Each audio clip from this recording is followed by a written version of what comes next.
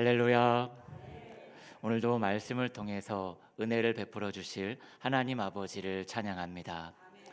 다음 화면을 보시겠습니다. 이 라스트 모이칸이라는 영화입니다. 옛날 영화입니다.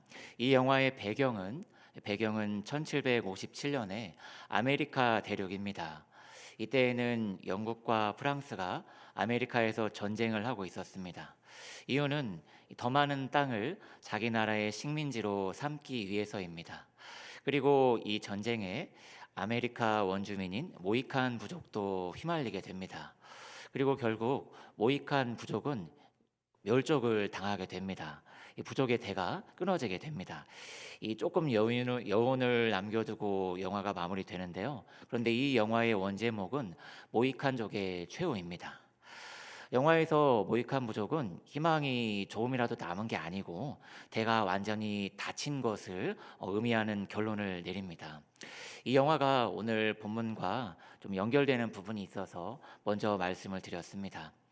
성도 여러분, 오늘 말씀을 통해서 은혜를 받으시길 예수님 이름으로 축원합니다. 창세기 38장 2절 말씀 함께 읽으시겠습니다. 유다가 거기서 가나안 사람 수아라 하는 자의 딸을 보고 그를 데리고 아멘. 창세기 38장은 한 장 전체에서 거의 유다에 대한 이야기를 합니다.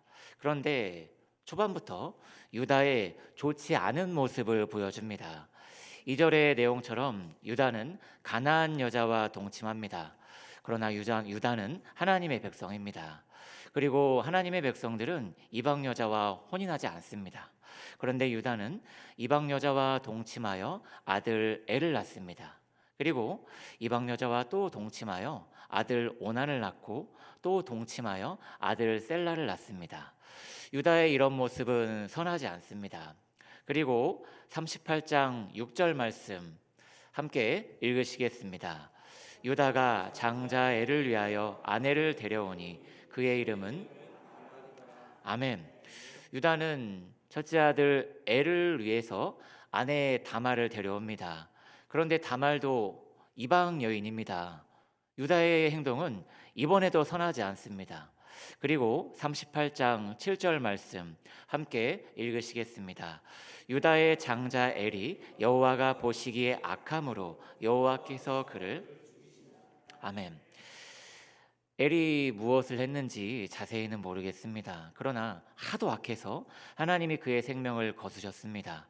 그런데 이스라엘에는 수혼법, 형사 취수죄 이런 법이 있습니다. 형이 후사 없이 죽으면 동생이 형의 후사를 낳아주는 법입니다. 이렇게 해서 이 장자 가문의 대가 끊어지지 않게 하려는 중요한 법입니다.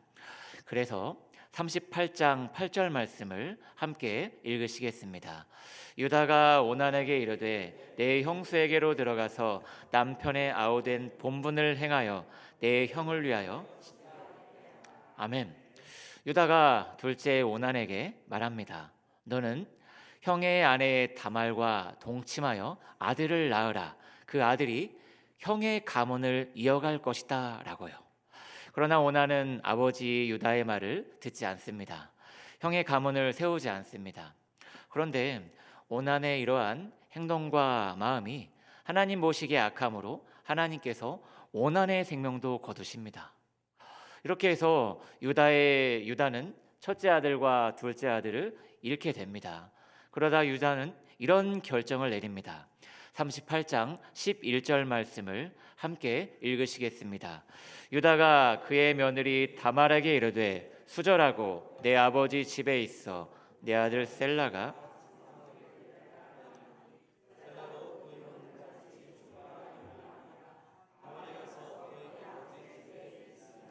아멘. 두 아들을 잃은 유다는 셋째 아들도 잃을 것 같다는 염려 때문에 핑계를 댑니다. 다말에게 셋째 아들이 아직 어리니까 다 클 때까지 기다리라고 합니다. 그러면서 다말을 돌려보냅니다. 지금까지 말한 내용들은 시대가 많이 다르고 문화가 많이 다르기 때문에 상당히 어색합니다. 이게 무슨 내용인지. 그러나 본문이 강조하는 것은 수혼법이 올바른 법이냐? 아들을 살리는 것이 왜 잘못이냐? 이게 아닙니다. 본문은 유다에게 선한 면이 없다는 것을 계속해서 강조하고 있습니다. 그리고 여기가 끝이 아닙니다. 38장 14절 말씀을 함께 읽으시겠습니다. 그가 그 과부의 의복을 벗고 너울로 얼굴을 가리고 몸을 휩싸고 딥나 길 곁 에남 문에 앉으니 이는 셀라가 장성함을 보았어도 자기를 그의 아내로 주지 않음으로 말미암음이라. 아멘. 유다는 셋째 아들이 다 컸어도 아들을 다말에게 주지 않습니다. 유다는 다말에게 거짓말을 한 것입니다. 그래서 다말은 꾀를 냅니다. 뭐냐 하면 자기를 창녀처럼 꾸민 다음에 유다가 지나갈 길목에서 기다리는 것입니다. 그런데 성도 여러분, 다말의 이러한 행동에는 한 가지의 전제가 필요합니다. 뭐냐 하면 유다는 창녀를 보면 넘어가는 인물이다, 이것입니다. 만약 유다가 자기를 지키는 사람이라면, 하나님의 법을 소중히 하는 사람이라면 다말의 꾀는 아무 소용이 없을 것입니다. 그러나 유다가 어떻게 할까요? 38장 15절에서 16절 상반절 말씀을 함께 읽으시겠습니다. 그가 얼굴을 가리었으므로 유다가 그를 보고 창녀로 여겨 길 곁으로 그에게 나아가 이르되 청하건대 나로 내게. 아멘. 유다는 다말의 꾀에 넘어갑니다. 창녀로 꾸민 다말에게 동침하자고 요청합니다. 창세기 38장은 이 부분에서도 유다의 악함을 말합니다. 38장은 창녀가 보이면 바로 넘어갈 정도로 하나님 앞에서 살지 못하는 유다의 악을 지적하고 있습니다. 그리고 이제 동침하다는 유다의 요청을 다말은 받아들입니다. 그러나 다말은 조건을 답니다. 38장 18절 후반절 말씀을 함께 읽으시겠습니다. 그가 이르되 당신의 도장과 그 끈과 당신의 소중에 있는 지팡이로 하라. 유다가 그것들을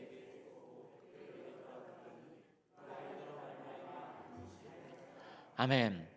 유다는 다말에게 동침하게 해주면 나중에 염소 새끼를 다말에게 주겠다고 말합니다. 그러자 다말은 답합니다. 그 말을 어떻게 믿냐? 못 믿겠다. 그러니까 담보물을 줘라. 그 담보물을 가지고 있다가 정말로 염소 새끼를 주면 담보물을 돌려주겠다, 이렇게요.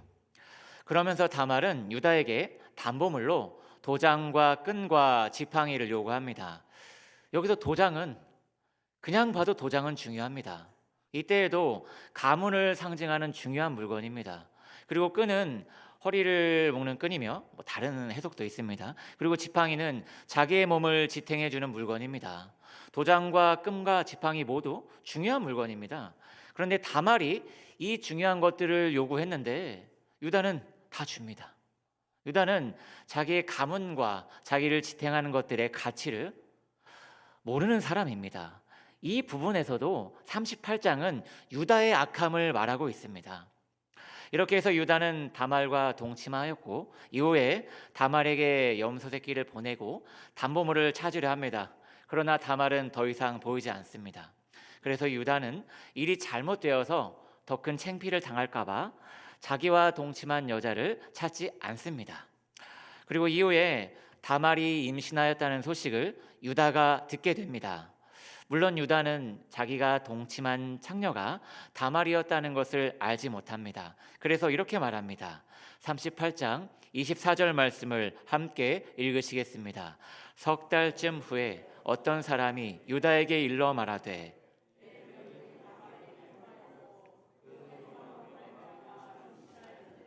유다가 이르되 그를 끌어내어 불사르라. 아멘. 유다는 다말이 행음하여서 임신하게 되었다고 생각합니다. 그런데 유다는 다말의 사정도 듣지 않습니다. 사실 확인도 하지 않습니다. 바로 불사르라고 합니다. 왜 이렇게 했을까요? 여러 가지 이유가 있겠지만 그중 하나는 이것입니다. 다말이 정말로 행음하였다면 이것은 유다에게 수치가 됩니다. 유다 가문에게 해가 됩니다. 그래서 해를 당하기 전에 먼저 이렇게 유다를 불사르라고 합니다. 유다가 얼마나 선하지 않은 사람인지를 38장은 계속해서 말합니다. 그러나 다말은 자기가 잡혀서 끌려나갈 때 자기가 전에 유다에게서 받았던 물건인 도장과 끈과 지팡이를 보여줍니다. 유다는 그것들을 알아봅니다. 38장 26절 말씀을 함께 읽으시겠습니다. 유다가 그것들을 알아보고 이르되 그는 나보다 옳도다.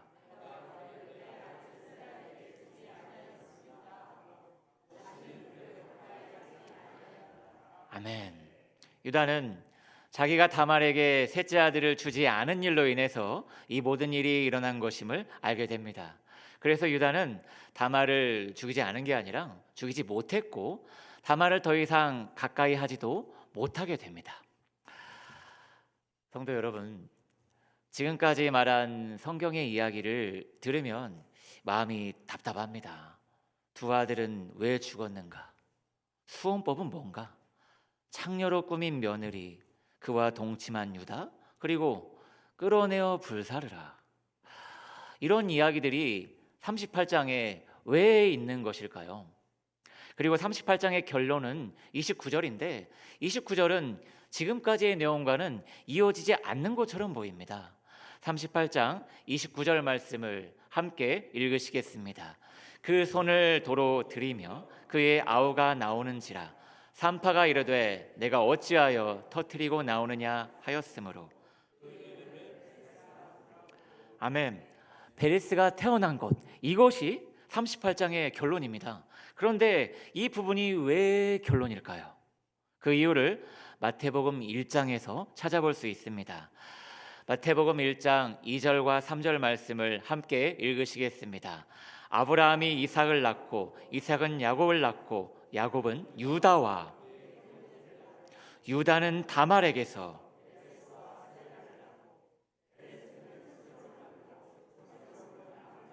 아멘. 성도 여러분, 우리 예수님은 아브라함과 다윗의 족보에서 나십니다. 그리고 그 족보에는 유다가 등장합니다. 유다는 야곱의 아들인데 족보에는 다른 아들들의 이름은 없고 유다만 등장합니다. 그런데 오늘 본문에서 본 유다는 어떤 사람인가요? 처음부터 끝까지 문제투성이입니다. 그런데 이 유다뿐만이 아닙니다. 유다는 다말에게서 베레스를 낳고, 여기서 다말이 누구죠? 이방 여인입니다. 마태복음 1장 5절 말씀도 보시겠습니다. 읽겠습니다. 살몬은 야합에게서 보아스를 낳고 보아스는 루색에서 오벳을 낳고. 아멘. 살몬은 라합에게서 보아스를 낳고, 라합은 누구죠? 기생입니다. 그리고 보아스는 루색에서 오벳을 낳고, 룻은 누구죠? 이방 여인입니다. 또한 마태복음 1장 6절 말씀 함께 읽으시겠습니다. 이새는 다윗 왕을 낳으니라. 다윗은 우리아의 아내에게서. 아멘. 다윗은 우리아의 아내에게서 솔로몬을 낳고, 이 말은 어이없는 말입니다. 바꿔 말하면 이렇습니다. 다윗은 남의 집 아내에게서 솔로몬을 낳았다. 이건 너무 부끄러운 말입니다. 그런데 지금까지 설명하는 족보가 누구의 족보일까요? 맞습니다. 1장 1절 말씀, 마태복음 1장 1절 말씀 읽으시겠습니다. 아브라함과 다윗의 자손 예수 그리스도의 계보라. 아멘. 이 족보는 우리 예수님의 족보입니다. 그런데 이 족보에는 있는 게 너무도 어색한 인물들이 있습니다. 이방 여인들이 있고요, 기생이 있고요, 그리고 남의 집 아내에게서 아들을 얻은 그런 인물도 있습니다. 그리고 이 족보에는 창세기 38장이 계속해서 지적하는 유다가 있습니다. 성도 여러분, 이제 본론입니다. 오늘 본문의 메시지가 무엇일까요? 그리고 본문과 연결된 예수님의 족보는 무엇을 말하고자 할까요? 바로 이것입니다. 유다가 아주 훌륭해서 유다의 좋은 유전자를 예수님이 물려받았다, 이게 아니라는 겁니다. 룻이 정말 참 좋은 사람인데, 그러나 롯이 성품이 아주 훌륭해서 그 좋은 성품을 예수님이 물려받았다, 이게 아니라는 겁니다.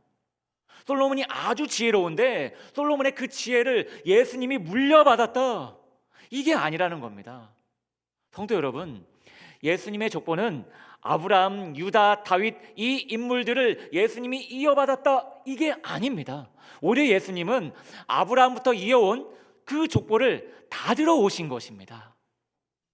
성도 여러분, 아브라함, 유다, 다윗, 솔로몬 이 인물들은 영웅이 아닙니다.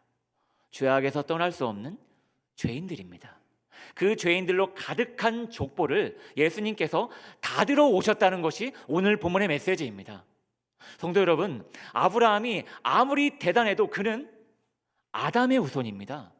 죄인의 후손입니다. 태어날 때부터 죄인입니다. 그에게서는 우리를 구원할 그 어떤 것도 찾을 수가 없습니다.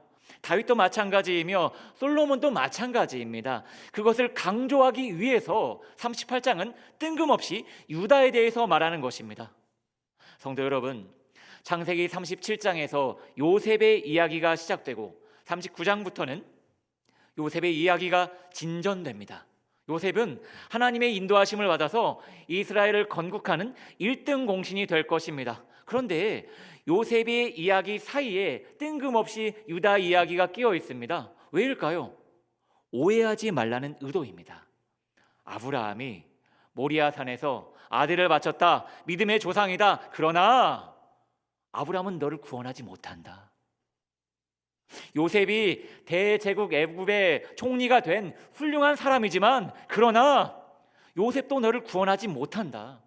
유다도 마찬가지이며 그 모든 성경 인물들도 마찬가지다. 아브라함과 다윗의 족보에 있는 그 모든 인물들에게서는 나를 구원할 만한 그 어떤 것도 찾을 수가 없다. 그래서 예수님이 그 족보를 닫아버리시려고 오셨다.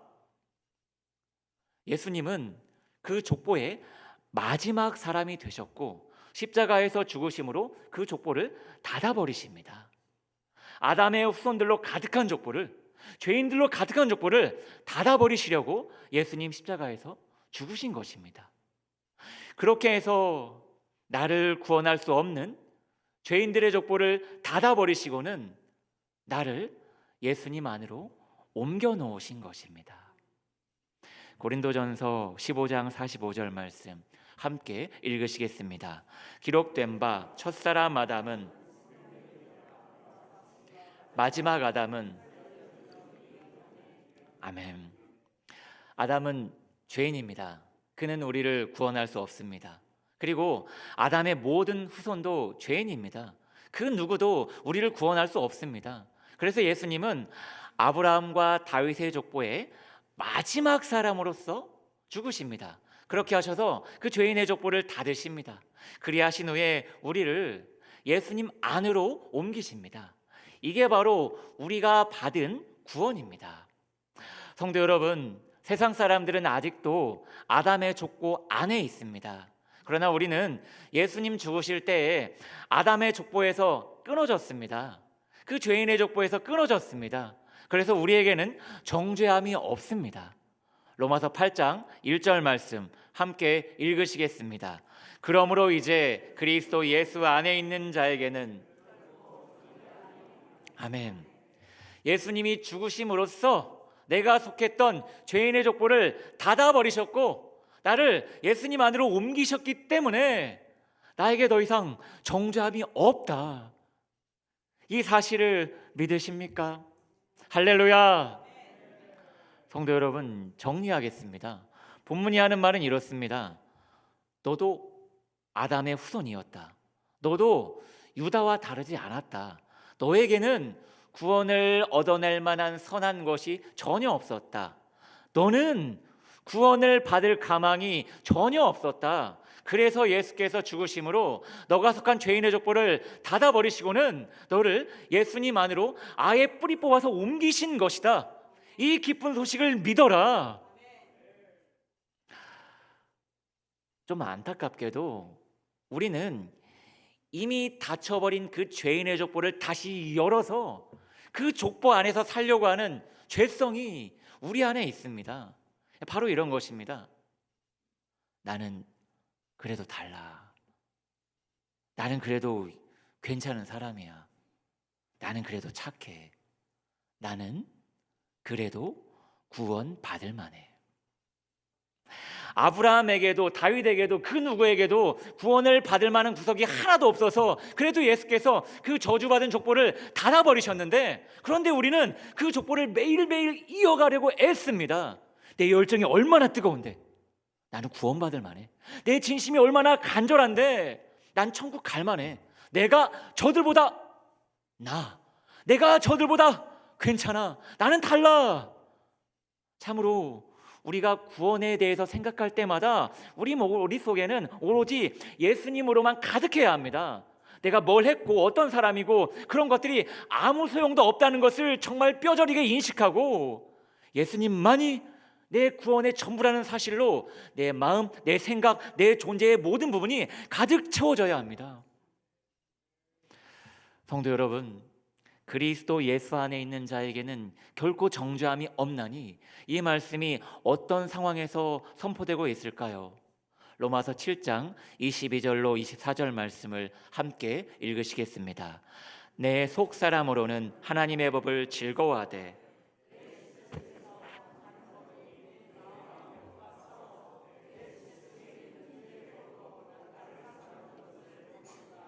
오라 나는 곤고한 사람이로다.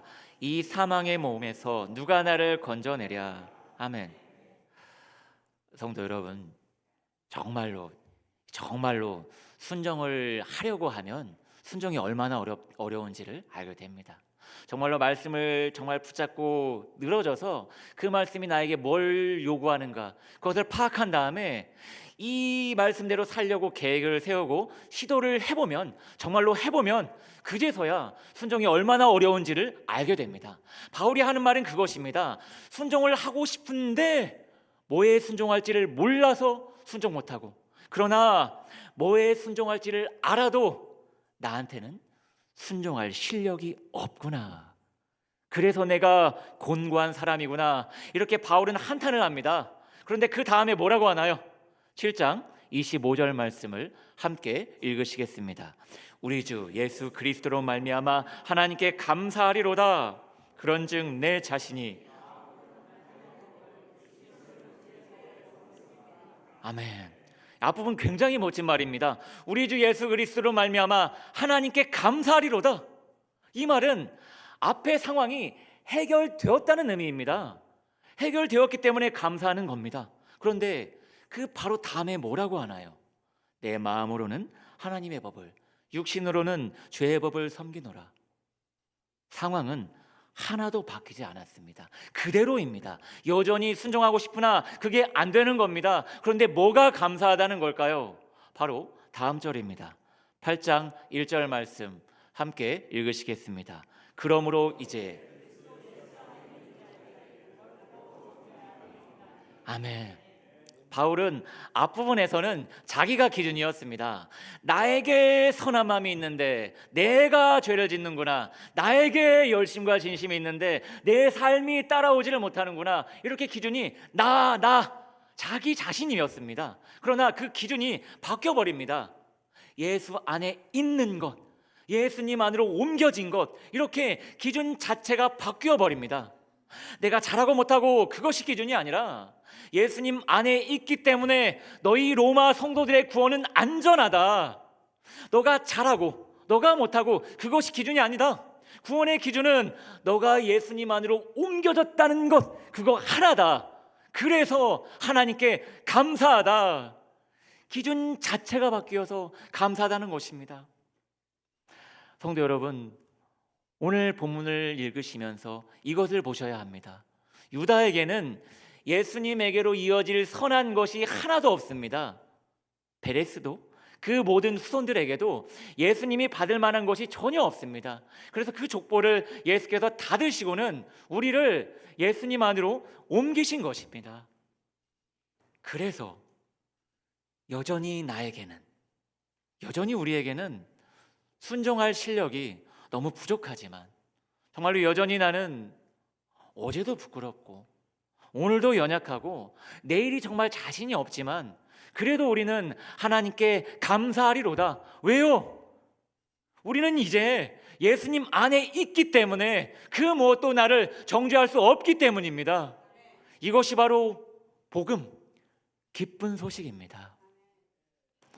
맥주 감사주일에 참으로 우리에게 많은 감사를 올려드리게 하시고, 특별히 오늘 복음 더 듣게 하시고 감사하게 하시는 하나님께 다시 한번 감사와 찬송을 올려드립니다. 우리를 예수님 안으로 옮겨 놓으신 하나님 아버지를 찬양합니다. 할렐루야. 함께 찬양하시겠습니다. 예수 안에 있는 나에게 찬양하시겠습니다.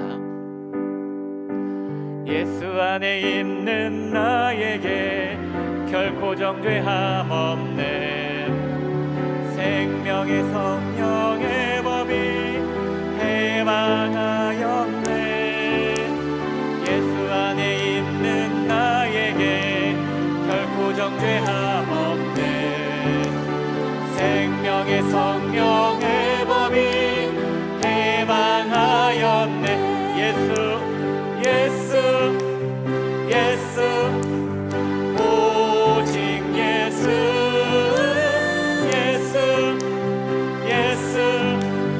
오직 예수. 죄와 사망에서 나를 구원했네. 죄와 사망에서 나를 구원했네. 해방되었네. 죄와 사망의 법에서 해방되었네. 우리 처음부터 찬양하시겠습니다. 예수 안에 있는 나에게 결코 정죄함 없네. 생명의 성령의 법이 해방하. 예수 안에 있는 나에게 결코 정죄함 없네. 생명의 성령의 법이 해방하여. 예수 오직 예수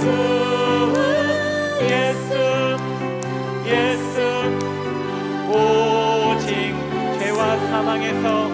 죄와 사망에서 나를 구원. 죄와 사망에서 나를 이미 구원하셨습니다. 나를 구원했네. 해방되었네. 죄와 사망의 법에서 해방되었네. 죄와 사망의 해방되었네. 죄와 사망의 법에서 해방되었네. 죄와 사망의 법에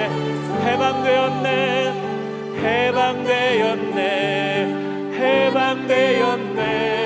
죄와 사망의 법에서 해방되었네.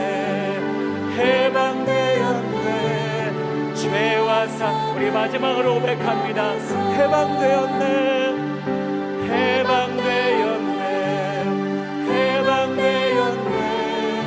죄와 사망의 법에서 할렐루야. 해방되었네. 죄와 사망의 법에서